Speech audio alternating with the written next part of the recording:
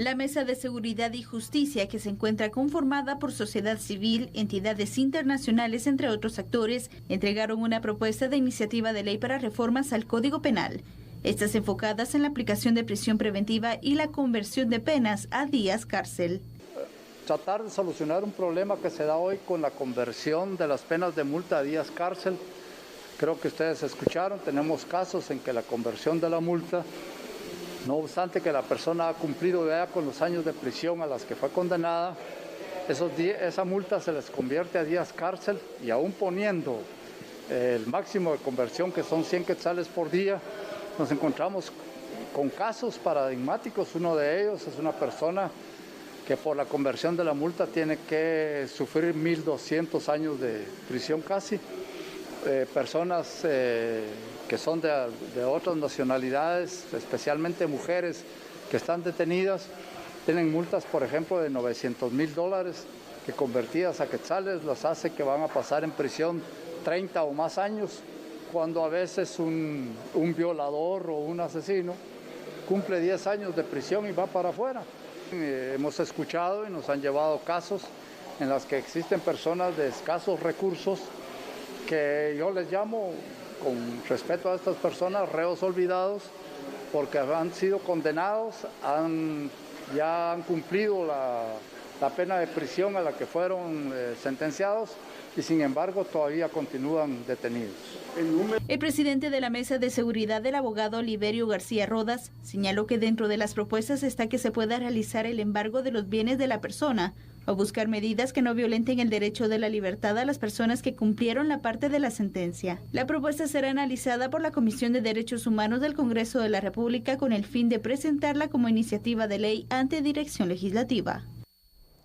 Bueno, esta propuesta se ha estado elaborando y se ha estado analizando con los distintos sectores, con las distintas instituciones del sector justicia y otras instituciones también, porque es importante, licenciado Clavería, poder unificar criterios, poder conocer también lo que piensan según las experiencias de las distintas entidades para poder armar una propuesta que sea viable y que corresponda a las necesidades que también se tienen.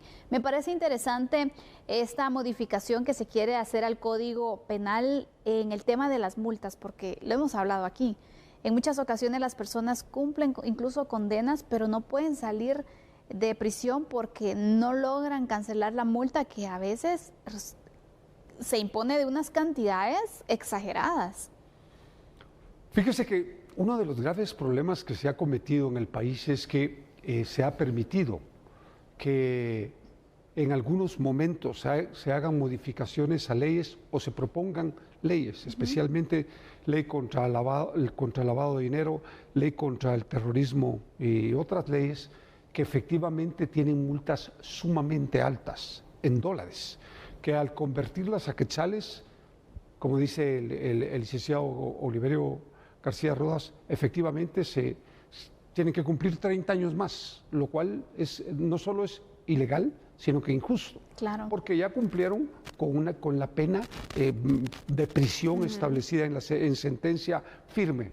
Por lo tanto, yo sí creo que hay que buscar un mecanismo para que efectivamente las personas que ya hayan cumplido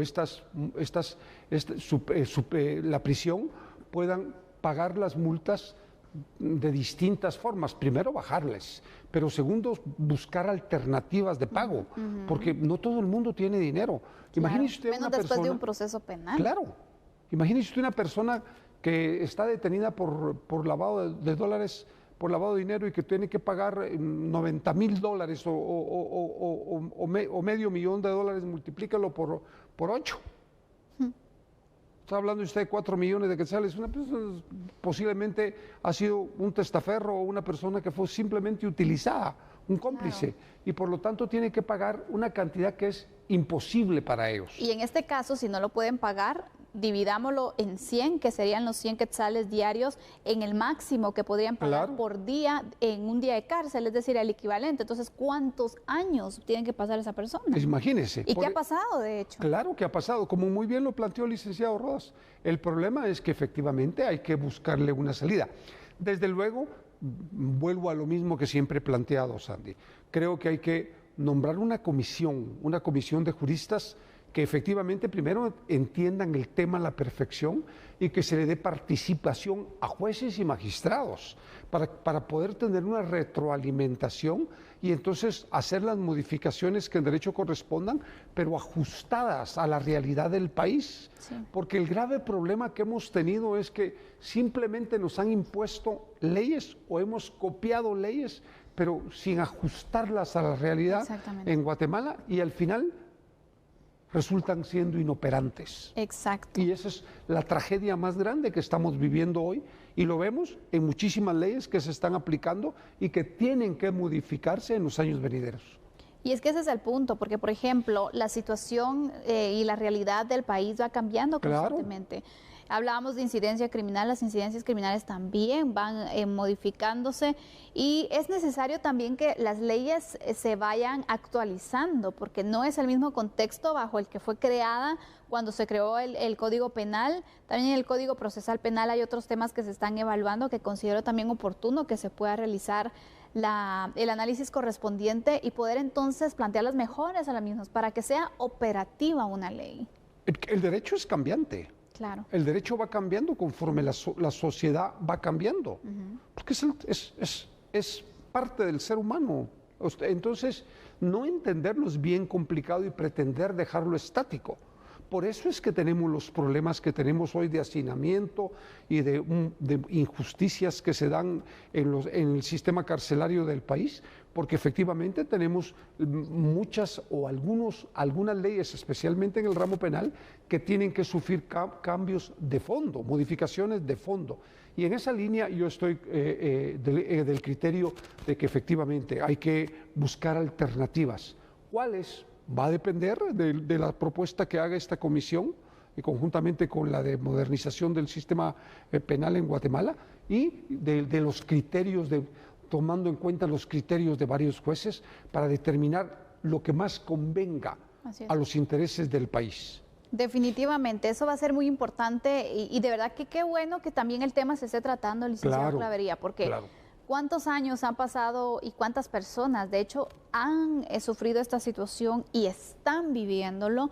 Porque sabemos, hay quienes, y el licenciado Oliverio García Rodas lo planteaba, hay personas que han sido pues sancionadas, que han sido condenadas por delitos pues menores, que contemplan una multa y que por no poderla pagar tienen que seguir en la cárcel, y hay personas que han asesinado, que han extorsionado, que han secuestrado, y entonces la situación es diferente. Entonces este es el punto que también se pretende. Yo creo que, mire, yo conozco al licenciado García Rodas y es un profesional muy prestigioso, y además es uno de los constituyentes, un hombre inteligente que sabe lo que está planteando, y creo que va a servir mucho el apoyo y el respaldo que él esté dándole a esta comisión, y creo que en la medida en que pueda dársele viaje a esta modificación, se va a beneficiar el sistema de justicia del país. Totalmente. Porque no se puede seguir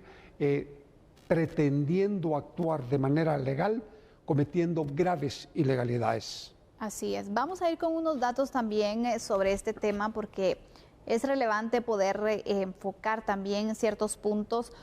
Las reformas que han sido impulsadas entonces en el Código Penal al decreto 17-73 a través de la denominada Mesa de Seguridad y Justicia que se estableció, impulsan la reforma y argumentan que existe un problema con el sistema actual. De hecho, es evidente.